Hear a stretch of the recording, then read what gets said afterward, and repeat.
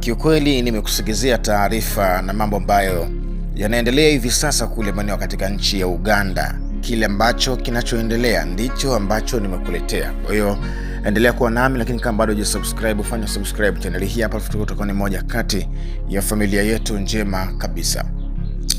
Tume ya uchaguzi Uganda imelaani michakato mikali inayoleta watu katika ghasia.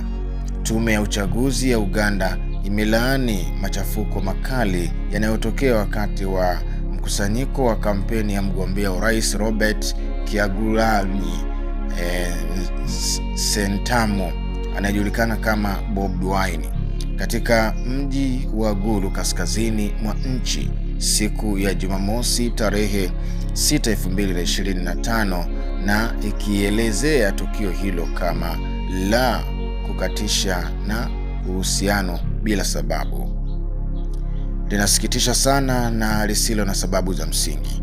Bobi Wine ni kiongozi wa chama cha National United Platform NUP.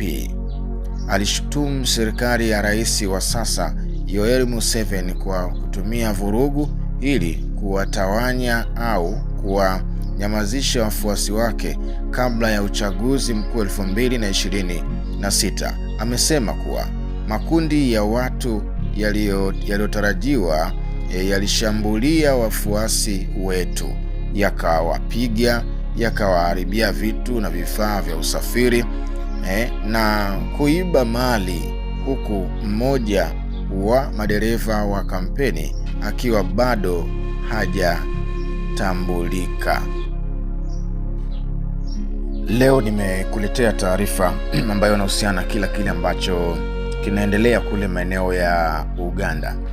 Katika taarifa inayotolewa na mwenyekiti wa tume ya uchaguzi Jaji Byabakama Mugenyi Simon siku ya Jumatatu tarehe 8 mwezi wa 12, tume imeeleza kwa masikitiko makubwa na masikitiko yake kuhusu tukio hilo, hasa baada ya mkutano mpya uliozikutanisha pande zote za wagombea wa urais na uongozi wa polisi ya Uganda siku chache kabla ya tukio, ambapo kulisikitishwa na umuhimu wa kufanya kampeni za amani zinazoendelea na zinazoonekana na zinazoendelea katika maeneo hayo kwa mujibu wa sheria. Taarifa hiyo imesema kuwa kilichotokea Gulu kinapingana na